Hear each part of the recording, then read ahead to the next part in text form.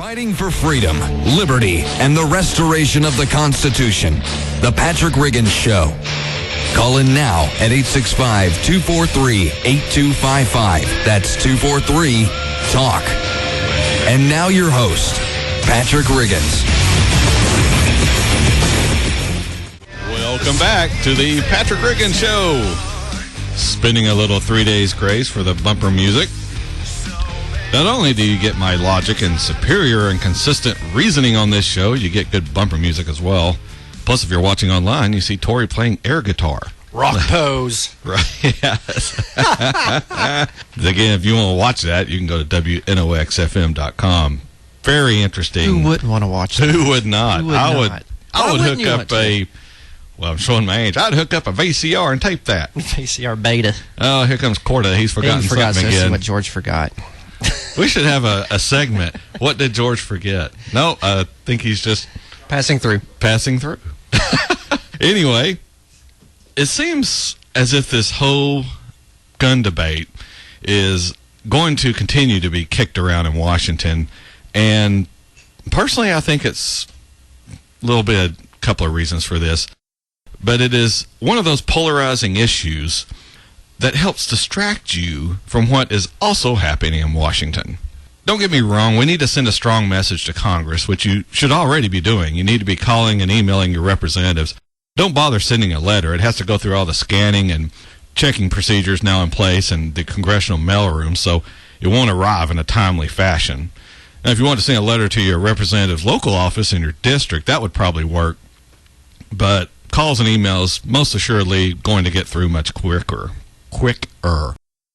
But you should already be bombarding them with calls and emails to let them know you want them to stand up for your right to own and use any type of firearm you wish. If you haven't done that, make a note to do it right after this show. It is vitally important that your representatives hear from you, their constituents. They are dang sure going to hear from the groups wanting to take away your rights to self-defense.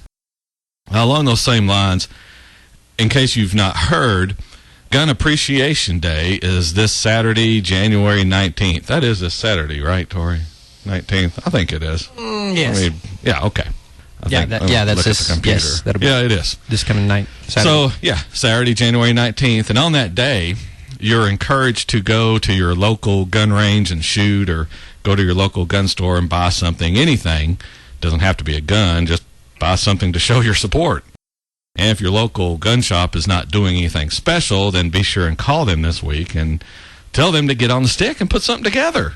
This is the chance to demonstrate to those who would like to disarm the population that, hey, maybe that's not such a good idea. If you're one of your congressional representatives is also an anti-gun person, I would suggest that you invite them to a range for some shooting, or just stop in and talk to some people there. They aren't going to do it, but you'll be putting a bug in their ear to let them know there are a lot of people out there who disagree with their particular anti-gun stance. And you'll be doing it in a nice way so as not to give them any incidents that they can point to where, this or that gun nut called my office and threatened me. Although they may lie and say you did that anyway. Congressional people aren't the most honest humans on the earth. And they've been known to lie before to make their point. If you want to get more information about Gun Appreciation Day, you can go to, it's gunappreciationday.com. Very easy to get to and figure out. They've got more information there.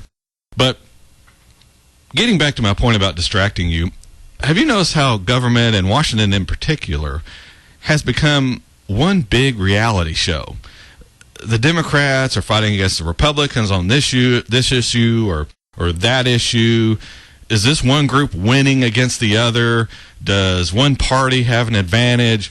What is the president going to do? Is the House going to pass something the Senate won't, or vice versa? And the media is all breathless watching all this political theater play out. And that's what it really all is, political theater. It is something to keep you mesmerized while the government slips its hand into your pocket to steal your money, while at the same time slowly relieving you of those burdensome things called your rights. Unfortunately, too many people in this country are falling for all of this. For a good example, while this gun debating and physical cliff hysteria has been going on. The president signed into law the Foreign Intelligence Surveillance Amendments Act, known as FISA, and the National Defense Authorization Act of 2013, and that's known as the NDAA. In case you're a new listener to this show and don't know what these two pieces of unconstitutional legislation do, FISA, F-I-S-A, it allows the federal government to spy on Americans who communicate with people overseas.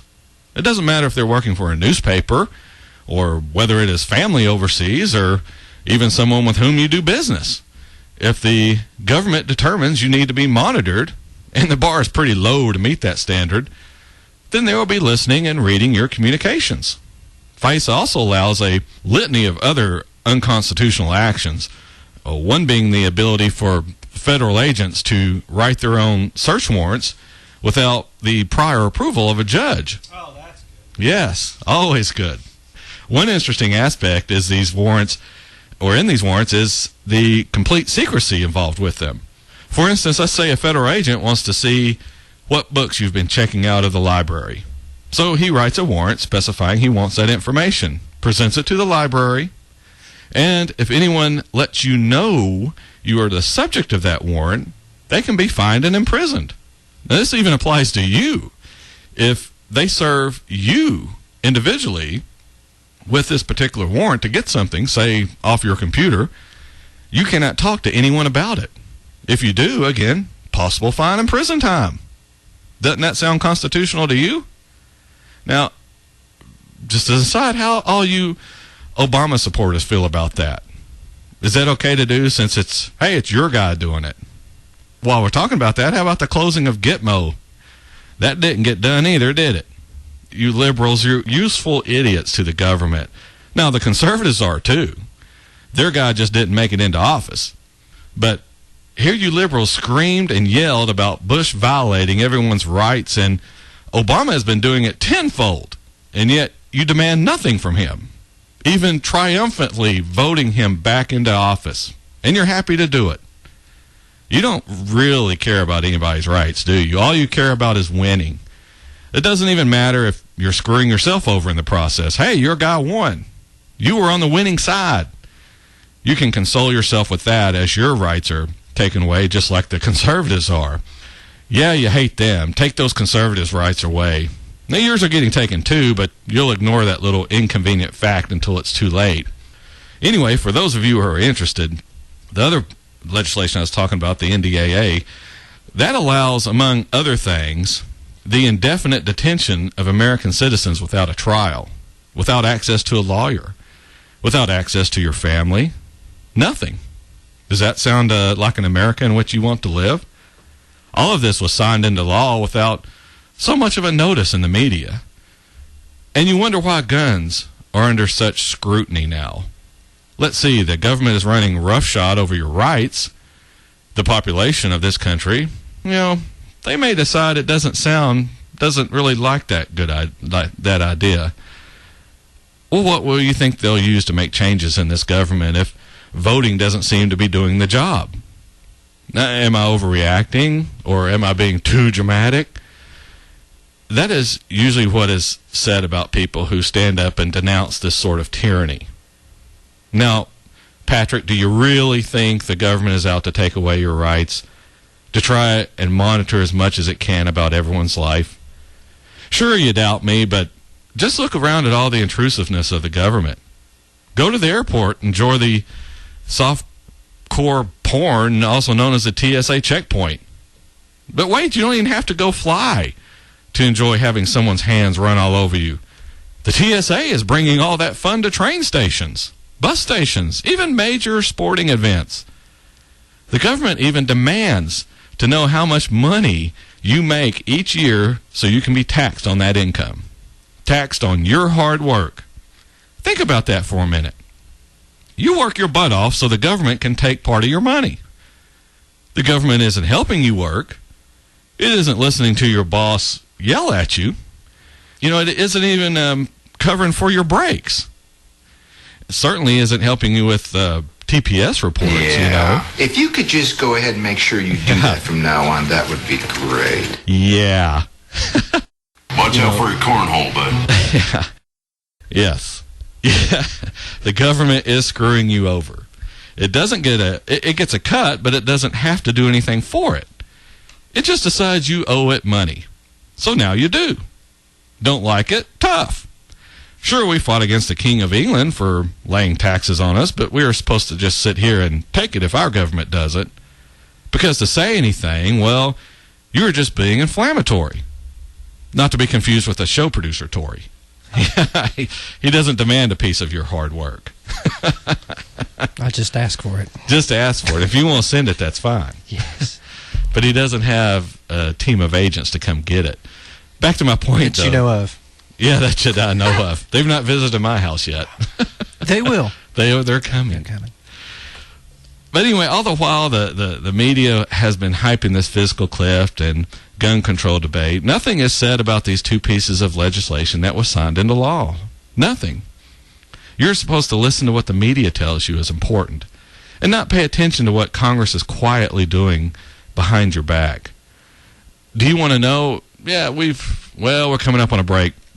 But when we come back at the bottom of the show, after the bottom of the hour break, I will let you know how your congresspeople voted on this NDAA. I've got a list of all the states just around in our area, and we'll run through those real quick so you can let them know you're not happy with it. This is Patrick Riggins with the Patrick Riggins Show. We'll be back. Keep us satisfied.